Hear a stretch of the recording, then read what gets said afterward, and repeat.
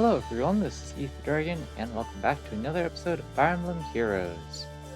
As you can see, we did alright this week for once, despite not having the defense bonus Mythic Saros. Still did alright on offense, because we had a Shara, and time for the replays. So, the recurring theme on offense this week, and what seems to be most matches nowadays, is that we either get super simple matches or super linear matches.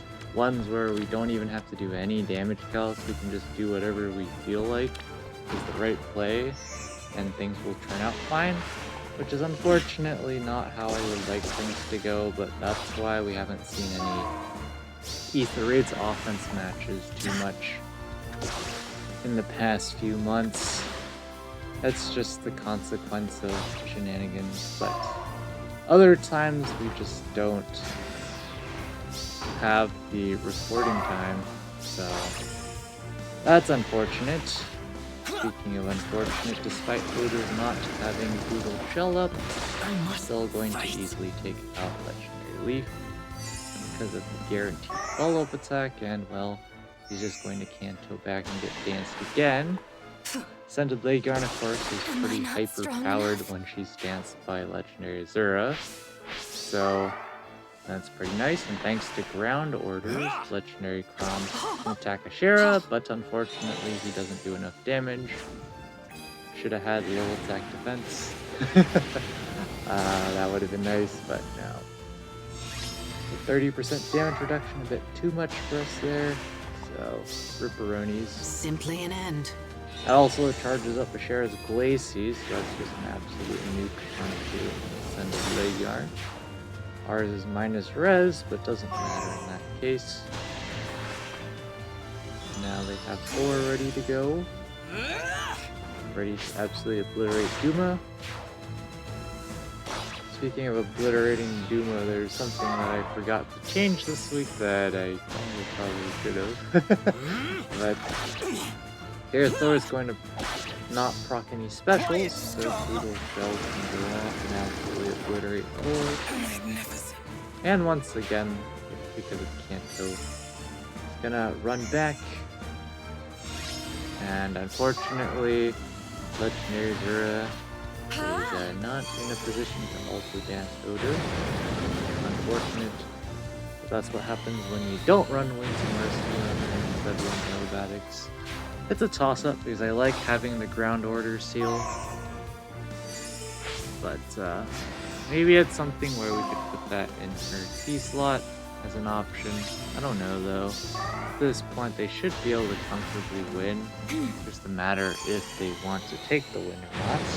Of course they've lost 3 of their units, which is a considerable amount just to lose. But they're just pinging away at Legendary Azura. Because we can't counter-attack Elamine, and well, that way Ashera is able to pick up the kill. Legendary Azura actually had enough attack to pick up the kill on Ashera. Kind of surprising, but I guess that's post-remix in a nutshell. But yeah, at this point they haven't even gotten either of the ether structures. They could totally go for it. And it looks like that's what they're going to do here. But it doesn't look like they're going to be able to pick up both ether structures. Well, Elamine here doesn't have Rapid Staff, so not doing a lot of damage, but it's more than 0 damage, so I'll take it. Now with the debuff, we can do a bit more, and of course, there's nothing we can do to win this match unless they misstep, which probably isn't happening. I also have no idea why I have that accessory on. I used to care more about accessories, and now it's just there's a ton of them, and I can't be bothered to select a unit for each one. So, and we just put on an accessory on someone, and it probably doesn't change for a while. That's why, for example, we have this Straw Hat or whatever this accessory is on him. It's just been like that for a long time, and I guess it's just gonna stay that way unless I bother going to equip accessories, which probably not doing. Kind of surprised here that they didn't go for a snipe down with Odor, since they do have safety sense. They decided to just hit end turn instead, which I mean that's also equally fine. Here comes Brave Erica doing her classic 0x2. And Bonfire is not going to be enough to pick up the one shot next to Brave Erica's damage reduction. But unfortunately for us, we also don't pick up the kill either. And so we get taken out there. Unfortunate, but that is Elenine's damage reduction in a nutshell. Unfortunately, Legendary Azura dances Duma just because of how our meme layout is set up. We're the ravishing. So then you get to pick off Legendary Crom before you can do anything funny. And, well, taking out Odor means that you basically have no chance of dealing with Ascended Bethune now. Of course, it's just Duma and Gorgus left anyways. Ascended Fjorm going to do a good amount of damage reduction shenanigans here. But of course, like classic Ascended Fjorm, he's going to the kill, and well, we revenge kill by getting the exact kill. Totally not rigged. I've been made a fool. And here's the good thing: we pick up the one shot, because otherwise Fafnir would have one-shotted on the counter. But the match is over. It's not like Duma is going to do anything here. Unfortunate. Ascended Legion been doing alright, but at the end of the day, again, she's just a stat stick. She doesn't have a consistent way to proc her special, which is Luna. Definitely helpful on a unit like her. Although you could argue something like Luna might be useful if she's doing a ton of damage. Chances are, just because she's attacking into defense, it's not worth it. But Legendary Azura being able to pick up the kill on Elamine, 10 out of 10. Legendary Azura remix, by the way. So silly. And looks like they just surrender.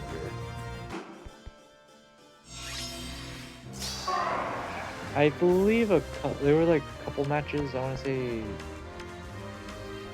Well, they were all double matches now that I think about it. So yeah, both times lost 20 was it? Where we just kind of didn't plan things out, so all I did was come up with a plan, execute the plan turn one, and not think about how the AI is really going to move afterwards. So in 2 instances, we ended up having to sack a unit each time just because we either got caught in the chase down or we couldn't take out enough of the enemies. This is it. Or in one particular case, we got obliterated by Wings of Mercy, attack speed solo. Was it attack speed solo? I think it was attack speed solo. Ninja Katana Mirabilis. So. You can't hide from me. What are you gonna do about that? Lunaria had no chance. I'm just not good enough. Obviously, probably could have won those matches deathless if we were actually trying, but not really trying. So here, Ascended Leon unable to one-shot Brave Swan, so we can heal back, but we get Luna, and so that's gonna cut his bulk quite a bit, giving us enough damage to one-shot their damage reduction. And now Legendary Crom can sweep in and Wings of Mercy and take out Elamine. And again, it's just kind of like, I'm not entirely sure how people can be consistently dropping units for defense like this. Granted, there are some basic traps that are worthwhile enough to the point where they are actually a threat that you have to consider if you're just going and doing whatever the heck you want. But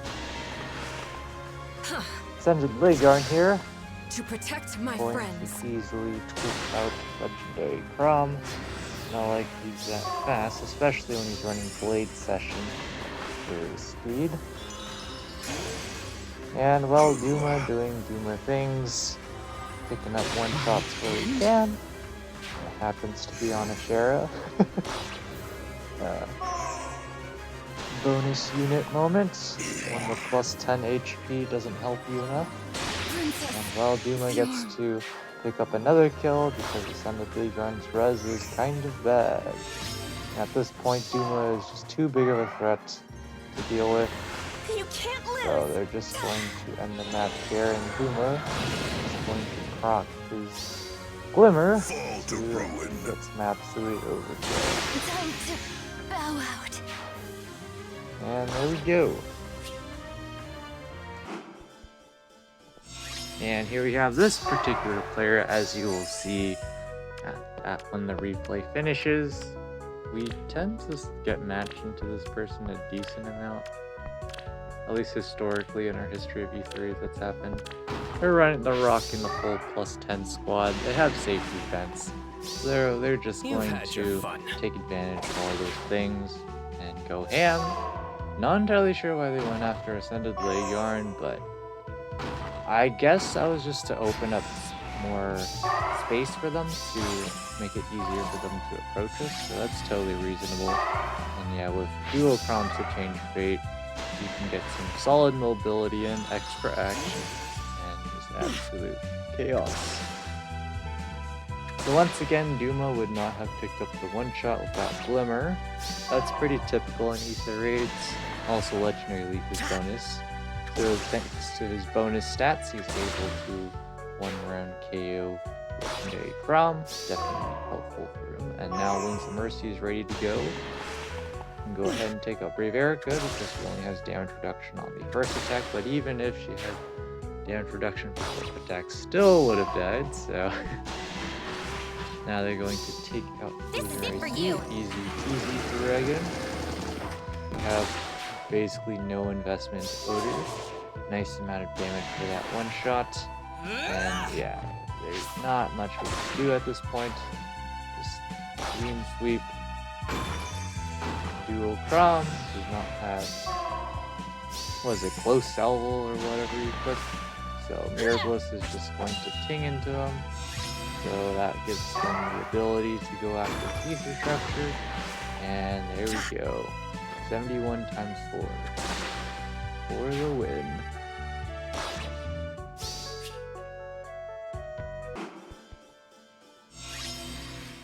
And here we are. Classic shenanigans going on. I definitely, the more I face Valentine Lucina, the more I see some value in her. Of course, the real value is Savvy Fighter, because it's an alternative to Hardy Fighter. One of the greatest things about Hardy Fighter is not even the damage reduction, it's just the effect that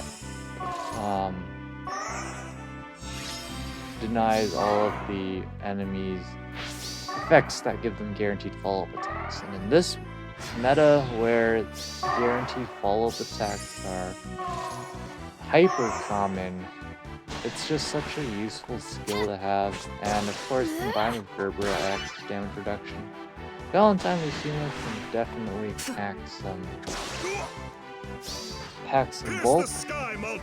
Of course, things can go south if she gets doubled, but she is relatively fast, so that's helpful for her. Unfortunately here, the Great Hector is not bulky enough to deal with our squad, so Ascended League's there just had a ton of attack, and they didn't have much defense investment into Brave Hector. Not good enough. That was just Slaughterfest. And now we can pick up another kill there. And honestly, at this point, they probably could still win, but they just surrender. And speaking of Brave Hector, here's another one. Definitely don't know if I want to build Brave Hector for far save. Just because if I did something on him with far save, I'd probably have to go the Hardy Fighter Aegis Deflect magics that like this person is running. But the problem with that set is you just do not kill. You have no special for damage, so it's all about your attack stat, and That's just not great at all. Like here, we're gonna get the Crocker Luna, but of course we're not gonna pick up the kill because again, Elamine's damage reduction. But Legendary Crom can come in. Unfortunately, of course, it's Party Fighter Aegis, so it's gonna be a whopping 0 damage. Because 75% damage reduction, by the way. But here we go again. Ascended Leguarn up against Great Hector. And the problem here is that he does not have Aegis up.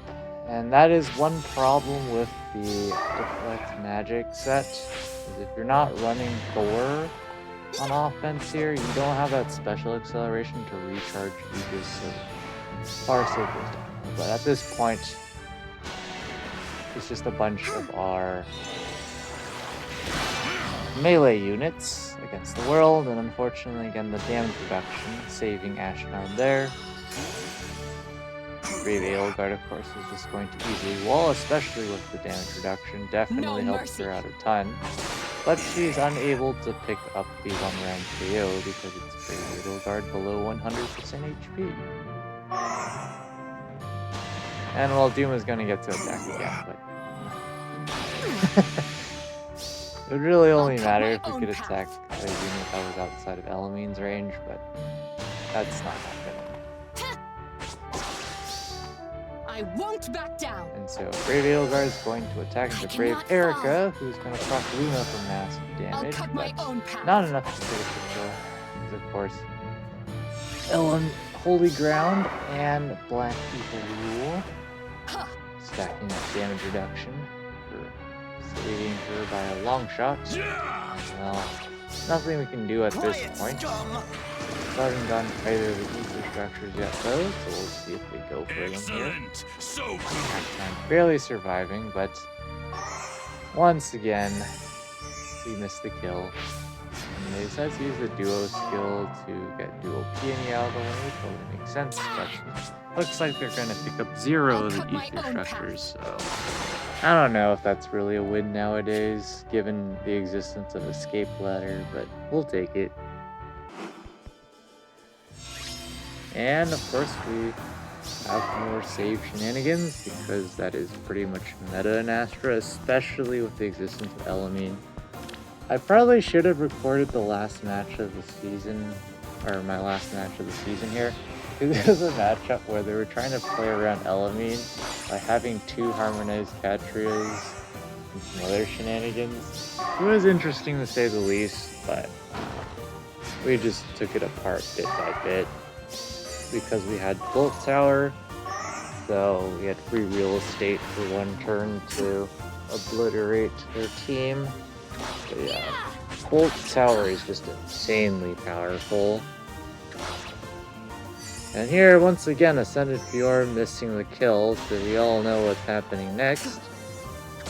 Not in range of Elamine, so unfortunately, not going to survive there. And because of that, we can go on a rampage here. And there's nothing they can really do about it.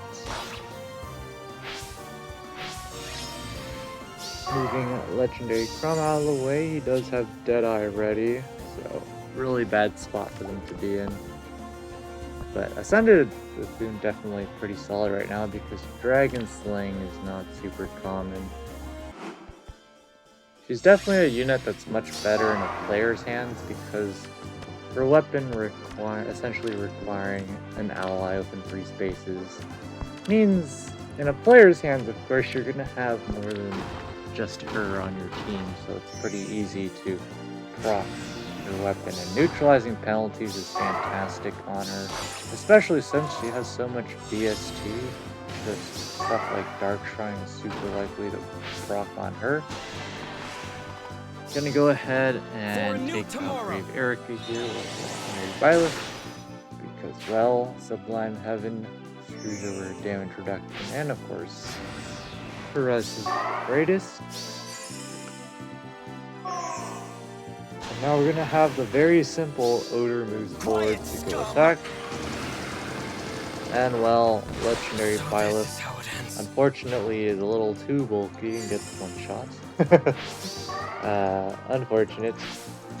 And well, thanks to legendary Crown shenanigans and ground orders, we get an attack off on Fallen Edelgard. Of course, we're not going to one-shot through 40% damage reduction without Deadeye. So now they can just go ahead and go in with Fallen Edelgard and start healing up, as well as taking out relevant threats. And here, they pop the bolt traps, and unfortunately for us, as we'll see shortly, Duma unfortunately does not have enough attack to advantage kill everyone on their team, which is a bit unfortunate, because it would have been funny if they procced the bolt trap and then proceeded to be unable to kill Duma because of Vantage. That's why we still run Vantage, because some folks are a little too greedy sometimes, and Duma does have a non-negligible attack step, so we can one-shot stuff as just time to raise with the inflation of damage. Well, what can we do about it? Unfortunately here, Mirabilis can't do any damage. If we could have, that would have been a kill, because no amount of damage reduction, percent-based damage reduction, except 100%, can actually prevent shenanigans from happening. But here, as you can see, Duma, because Regan has her damage reduction, she's going to be able to survive. And well, honestly, I'm going to stop you. I don't know. It would have been funny though if he could pick up a Vantage sweep win, because yeah, everyone else on their team, the only other unit that could possibly survive would be probably a Sheriff, but not even. And what do you know? More save shenanigans and a 72 HP Sonya. Is that plus 10? No. They're just running Mythics, right? Mythics and bonus shenanigans. But yeah, this is an interesting Ascended Athene set. I kind of like it, also kind of don't. The idea is you have no distant counter, but all you're trying to do is survive. I feel like this kind of concept would work best if they had Elamine for some more damage reduction. Of course, our team is no match for Ascended Athene from far range, because, well, Legendary Crom really needs armor effectiveness to kick off, and well, Ascended Legion is just a stat stick, so I won't back she's down. not gonna do. She can unpop some shenanigans, of course. One problem with this set, of course, is that Aegis is down every other attack or so, depending on who you use. We have Thor here, so it's likely every other attack, which can be a problem for sure, but it's not going to be a problem for them here, of course. But this is kind of the idea that I would personally be going for if I were to do a save team during Master Season, because the only real threat to this kind of strat would be units that attack a ton of times, also known as triangle attack shenanigans with primary Catria most of the time. So in most instances, if you wanted to, you could probably, I don't have Elamine, but theoretically you would be using Elamine for the damage reduction support as well from Holy Ground. So overall, at the end of the day, I feel like that would work better, because I feel like things go south when you try to actually consistently pick up kills on all the enemy range units, especially because of HP inflation. It's definitely feasible, just not super practical for the average player. The generic at this point, old school Austin counter special fighter bonfire great Hector set is definitely nowhere near consistent for picking up kills on every ranged unit. You have the hyper status defense to get consistent kills there, but Party Fighter Aegis while it's active is just absolutely insane. 75% damage reduction. And then on top of that, the -5 flat overall damage as well. So, for perspective, you can take up to 20 damage and take 0 damage still. So that's pretty powerful. Incredibly difficult, especially if you are a stat stick and neutralize your penalties and all that.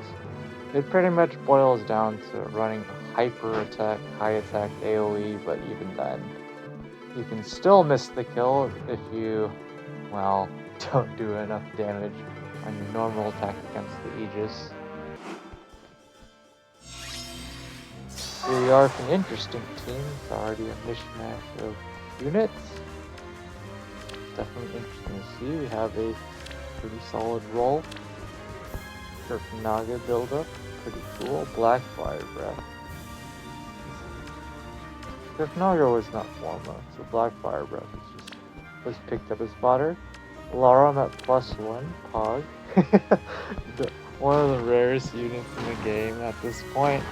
Like, older units such as Luke are more common-ish just because of the existence of the weekly revival banners. But yeah, Larum is pretty darn rare. We're gonna go ahead and pop the Ruse. Doesn't really matter here, except for maybe taking a bit less damage. But Rolf is up against Ascended Blade. We all know how great of a stat stick Ascended Blade is, so unfortunately, not going to be able to survive. Definitely was not going to one-shot.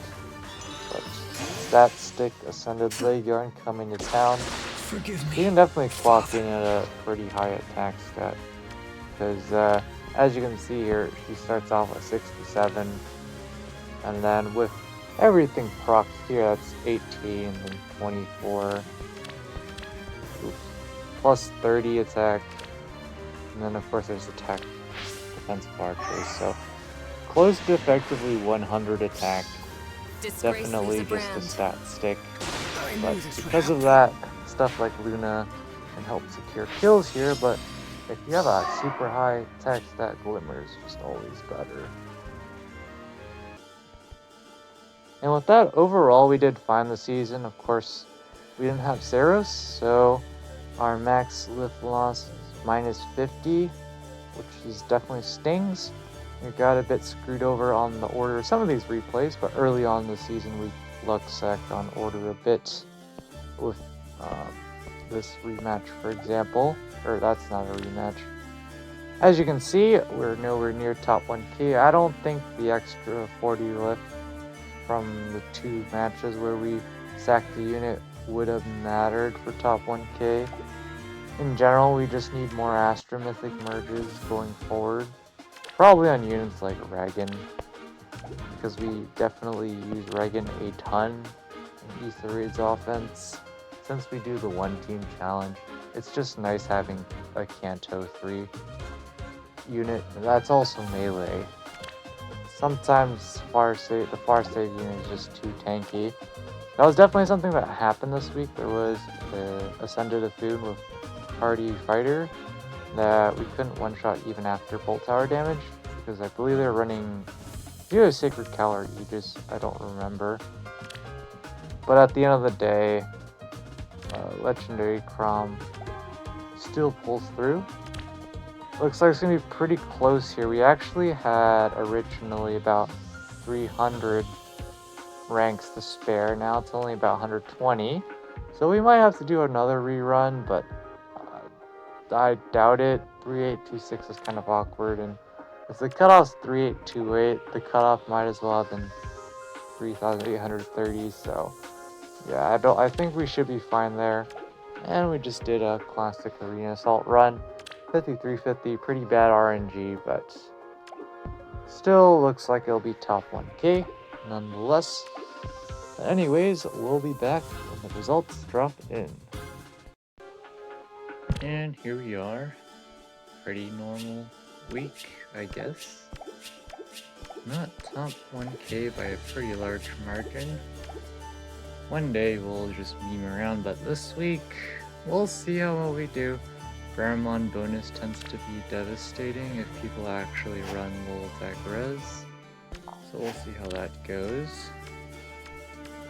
It was armor school, right? I'm not really paying attention. I'm scrolling way too far. Alright, sure. Now I should probably bring back the other Paramon, to be honest. That's probably worth it. But we'll worry about that when we get there. Interval 19, probably dropping back down to 18, to be honest. Arena. So from what I heard, it was either 3,882 or 3,884 was the cutoff this week. Pretty insane. That is a new record as far as I know. I have not heard of a previous arena season where you needed a 766 to stay in, so that's pretty crazy. And we're going into tier 21 with that deal going on. I thought this bonus rotation for Arena was lasting only 2 weeks, so that's why I didn't choose to stay in last season. Had I known that was the case, I would have stayed because we have the scoring capabilities to do it because we can abuse water blessings all day long. But we'll have to see whether we decide to stay or not, because we're gonna have to build up a Shigure from scratch, and I'm not sure if I want to do that yet. So that's gonna be it for this episode. Thanks for watching. As always, this is Ether Dragon, and hope to see you all next time. Bye.